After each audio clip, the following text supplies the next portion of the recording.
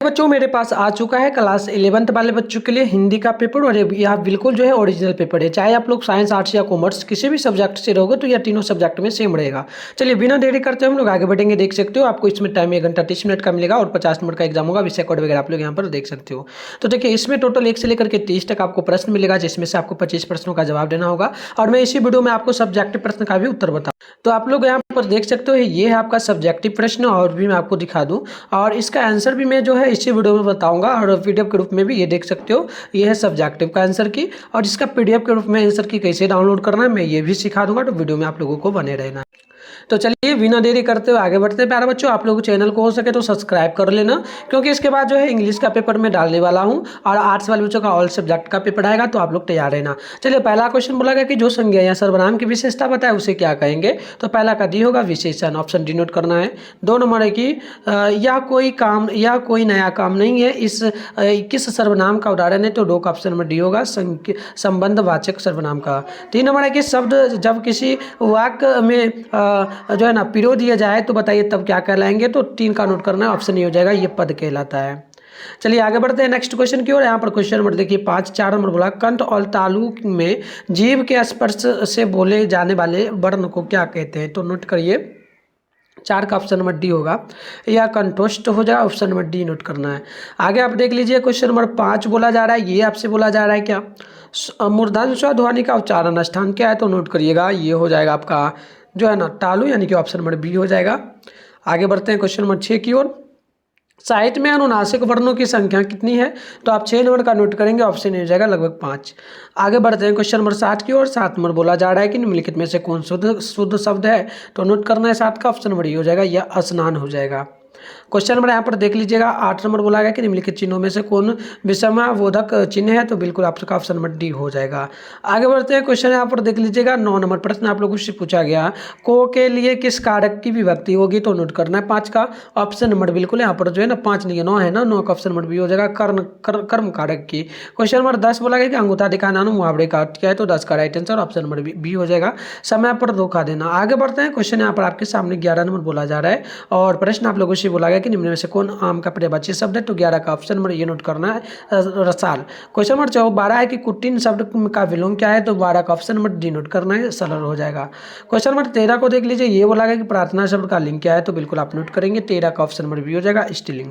आगे बढ़ते हैं क्वेश्चन यहाँ पर 14 नंबर बोला जा रहा है आप लोगों से कि जो स्त्री के लिए स्त्री के स्वभाव का है उसके लिए क्या वाक्य खंड होगा। तो 14 का नोट करना है, ऑप्शन नंबर बिल्कुल यहाँ पर सी हो जाएगा, स्नेह। क्वेश्चन में यहाँ पर आप देखेंगे 15 है कि निम्न में से कौन शुद्ध वाक्य है। तो बिल्कुल 15 का ऑप्शन नंबर ये हो जाएगा, डी हो जाएगा ना प्यारे बच्चों, नोट कर लेना है। वहाँ भारी भरकम भीड़ जमा थी। आगे आप 16 नंबर क्वेश्चन को देख लीजिएगा, हिंदी के महान कथाकार प्रेमचंद्र का मूल नाम क्या है। तो नोट करना है धनपत राय, ऑप्शन नंबर बिल्कुल ए हो जाएगा।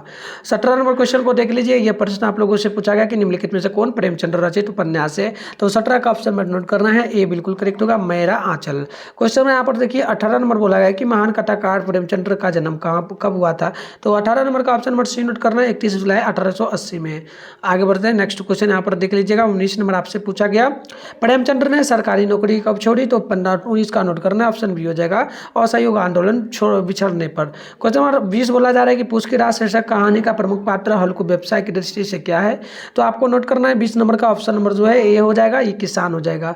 आगे देख लीजिएगा क्वेश्चन नंबर 21 आप लोगों से पूछा जा रहा है और क्वेश्चन जो पूछा ये बोला कि हल्कू ने जबरा को आगे की डंट काटने के लिए क्या आश्वासन दिया। तो आप 21 का नोट करेंगे, ऑप्शन नंबर बिल्कुल यहाँ पर जो है ना 21 का जो नोट करना है प्यारे बच्चों, ऑप्शन बी हो जाएगा, नोट कर लेना है, कल यहाँ पुआल बिछा दूंगा।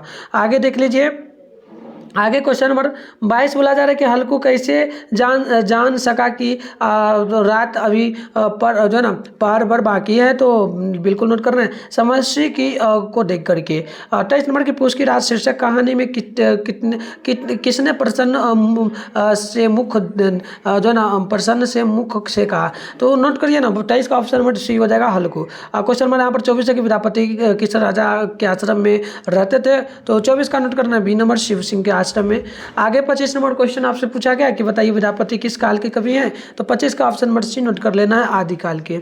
आगे आप देख लीजिए क्वेश्चन नंबर 26 आपसे पूछा जा रहा है, प्रश्न बोला कि पाठ्यपुस्तक में प्रस्तुति विद्यापति के दोनों पद कहाँ से दिए गए हैं, तो 26 का ऑप्शन नंबर इसका मुझे नहीं पता है, तो ऐसे 25 बनाना था, मैंने 25 का टोटल बता दिया, और जो क्वेश्चन बचा इसका उत्तर मैं आपको जो है ना आगे बताऊंगा डाउनलोड करने के लिए। वैसे आप लोग चाहो तो यहाँ पर हो सके तो देख लो, यहाँ पर देख लेना कितना नंबर का, मैं 28 का एक और बता देता हूँ। 28 का नोट करना चाहो ना, विद्यापति ने कलम पुष्प को नायिका के किस अंग की उपमा जो है ना समर्थक ठहराया, तो वो 28 का नोट करना है, ऑप्शन नंबर 28 है क्या, अरे 29 का ना बताना था, चलिए 29 का नोट करना, 29 का जो है ऑप्शन नंबर यहाँ पर जो है ऑप्शन बी हो जाएगा, कृष्ण के दूत। तो इस प्रकार से मैंने आपको टोटल बता दिया। अब वो सब्जेक्टिव की रही बारी, तो सब्जेक्टिव क्वेश्चन आप लोग यहाँ पर देख ही सकते हो। इसमें जो है एक विषय पर निबंध लिखना है, तो मैं पहला नंबर जो वर्षा ऋतु है इसका उत्तर बनाया हूँ, तो मैं इसका उत्तर दे दूंगा।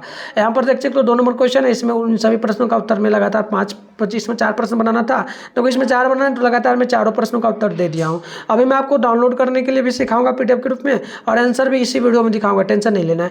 जैसे तीसरा नंबर है ना, तो मैं प्रधानाध्यापक के पास आवेदन लिखना है, तो ये मैं 8वां वाला का उत्तर दे दिया हूँ। और 4 नंबर की ओर बढ़ोगे आप लोग, तो यहाँ पर देखो इसका स्वप्रसंग व्याख्या करना है, इसको सही से समझाना है, इसका क्या अर्थ होता है, तो इसका उत्तर मैं दे दिया हूँ। 5 नंबर में देखोगे तो ऊपर वाला जो है इसका उत्तर दे दिया गया, स्वप्रसंग व्याख्या करना है।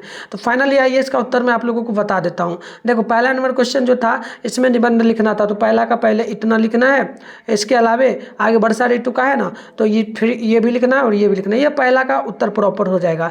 अब देखो यहाँ पर दूसरा नंबर में दिया गया पहला का उत्तर, दूसरा नंबर में दूसरा का, तीसरा का, ऐसे करके सारे क्वेश्चन का उत्तर है। चलिए ये देख सकते हो निबंध वगैरह है, सारा का उत्तर कहाँ से डाउनलोड करना है, कैसे मिलेगा, चलिए मैं फटाफट से आपको बताता हूँ। आप अपने फ़ोन में गूगल या फिर क्रोम ब्राउजर को जल्दी से ओपन कर लीजिए। तो प्यारे बच्चों आप लोगों को जो है अपने फ़ोन में गूगल को ओपन करना है, सर्च बार के आइकन पे क्लिक करना है। अभी इस चैनल पर जो वीडियो देख रहे हो, इस चैनल का नाम है मिथुन स्टडी सेंटर, तो आपको ये सर्च कर लेना है। सर्च करने के बाद थोड़ा सा ऊपर करोगे, फर्स्ट में ही आपको जो है ना मिथुन स्टडी सेंटर का ऑफिशियल वेबसाइट मिल जाएगा। यहाँ पर देख सकते हो mithunsstudycenter.com लिखा मिलेगा, तो आप लोगों को जो है इस पर क्लिक करना है। क्लिक करोगे तो इस प्रकार से आपके सामने इंटरफेस ओपन हो जाएगा। देखो ये डेस्कटॉप मोड में है, आप इसको जो है डेस्कटॉप मोड से मैं हटा देता हूँ, ठीक है। देखो इस प्रकार से आपके सामने इंटरफेस ओपन होगा, जैसे ही क्लिक करोगे नीचे आना है, इस प्रकार से आओगे तो क्लास 11 का सेशन आपको मिलेगा। आ जाओ नीचे, ये है क्लास 11 का सेशन, ये जो फर्स्ट में लिखा है इस पर क्लिक करोगे, इस प्रकार से इंटरफेस ओपन होगा। आराम से स्क्रॉल डाउन करोगे, नीचे चले आओगे, ठीक है। यहाँ पर व्हाट्सएप ग्रुप टेलीग्राम ग्रुप का लिंक मिलेगा, इसे जरूर ज्वाइन कर लेना। 1 सेकेंड यहाँ पर देखना, इसे ज्वाइन नाउ पे क्लिक करके दोनों ग्रुप को ज्वाइन कर लेना। फिर नीचे आना है, देखो साइंस के सेशन से आर्ट्स के सेशन से, आर्ट्स के सेशन में आते हैं इंग्लिश हिंदी है, सामने डाउनलोड लिखा है, डाउनलोड पे क्लिक करोगे। अगर आंसर आपको नहीं मिले तो पेज को रिफ्रेश कर लेना, फिर नीचे आना। नीचे आओगे तो ऑब्जेक्टिव का भी प्रॉपर आपको आंसर यहाँ पर मिल जाएगा, देख सकते हो। ये रहा ऑब्जेक्टिव का, पहला का मैंने भी ऑप्शन डी बताया था, दूसरा का भी डी बताया था, इस प्रकार से मैंने सारा का भी बताया। इसको लिख लोगे, फिर नीचे आओगे तो सब्जेक्टिव का जो भी उत्तर मैं दिखाया हूँ सारे का उत्तर यहाँ पर दिया गया है, तो आकर के यहाँ से आप सारे क्वेश्चन का उत्तर जो है आराम से लिख लीजिए।